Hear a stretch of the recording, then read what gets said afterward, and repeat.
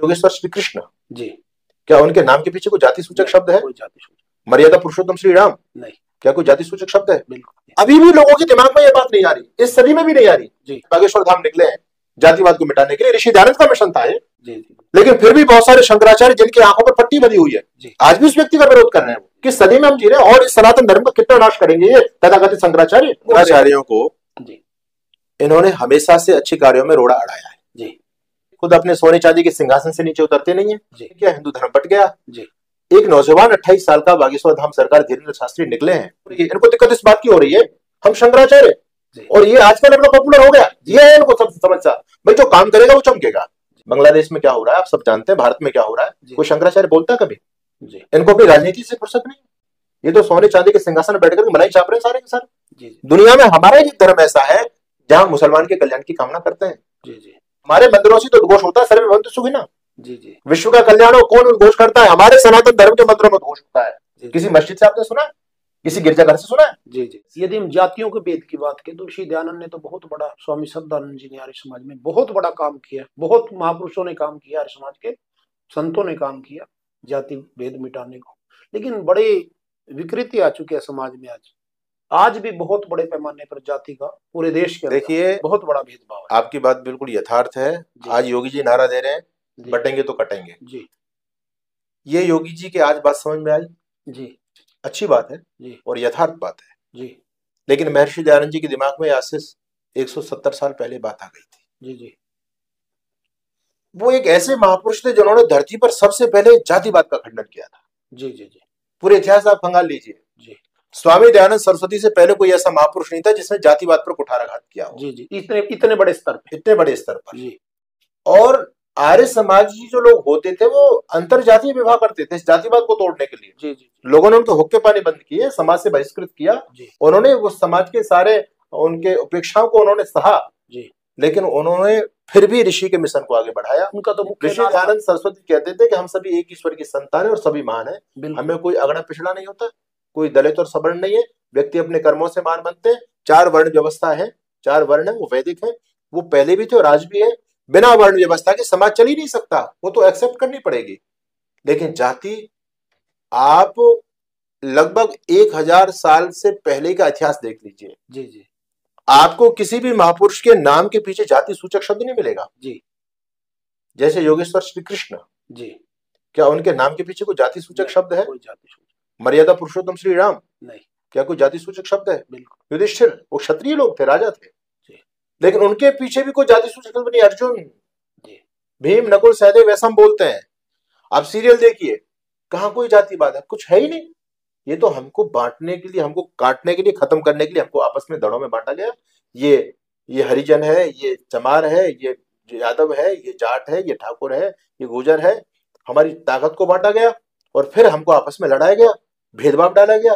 भाई हरिजन है तो ये छोटा है, ये मंदिर में नहीं प्रवेश कर सकता, मंदिर में चला गया तो मंदिर दूषित हो जाएगा। हमने उपेक्षा की, उनको मंदिर में नहीं जाने दिया। दूसरे लोगों ने, जिनका ये षड्यंत्र था, अपने मस्जिद के दरवाजे खोल दिए, गिरजाघर के दरवाजे खोल दिए। आ जाओ भाई, हम स्वीकार करते हैं। अभी भी लोगों के दिमाग में ये बात नहीं आ रही, इस सदी में भी नहीं आ रही जी। हम हर जगह से बट गए, कट गए, मर गए, फिर भी समझ में नहीं आ रही। आज बागेश्वर धाम निकले हैं जातिवाद को मिटाने के लिए, ऋषि दयानंद का मिशन था ये जी। लेकिन फिर भी बहुत सारे शंकराचार्य जिनकी आंखों पर पट्टी बंधी हुई है, आज भी उस व्यक्ति का विरोध कर रहे हैं। किस सदी में हम जी रहे हैं और इस सनातन धर्म का कितना नाश करेंगे ये तथाकथित शंकराचार्य। अब तो उनको जाग जाना चाहिए। अरे भैया, हिंदू नहीं बचा तो तुम शंकराचार्य किस बात के हो? स्वामी जी महाराज, बाबा बागेश्वर धाम इस समय हिंदू यात्रा निकाल रहे हैं जी, प्रदेश प्रदेश जा रहे हैं लोग, काफी बड़ी संख्या में उनकी यात्रा में शामिल हो रहे हैं। तो लोग कहते हैं कि हिंदू को जगाने का काम बड़े स्तर पे हो रहा है, लेकिन शंकराचार्य उनकी यात्रा पे सवालिया निशान लगा रहे हैं। वो कह रहे हैं कि जातियां कैसे एक हो सकती हैं। इन शंकराचार्यों को जी इन्होंने हमेशा से अच्छे कार्यों में रोड़ा अड़ाया है जी। जो काम आर्य समाज की परिपाटी ने किया, स्वामी श्रद्धानंद कर गए जी, कोई शंकराचार्य नहीं कर पाया आज तक। परिस्थिति को ये समझ नहीं रहे जी। और मैं तो ये कहूंगा कि ये शास्त्रों को भी नहीं समझ पा रहे हैं जी जी।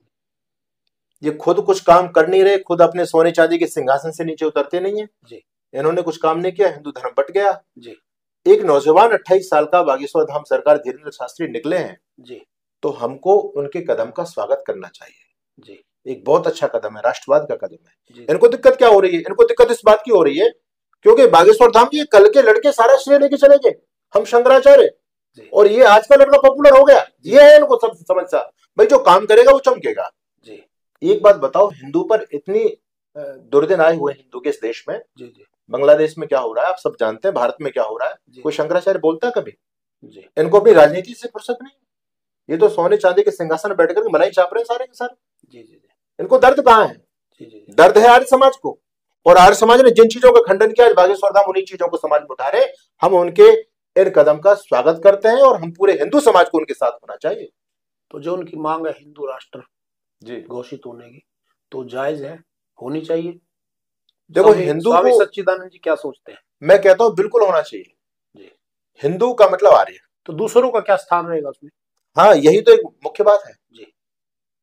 आर्य राष्ट्र में किसी का हनन नहीं है जी, किसी का शोषण नहीं है जी।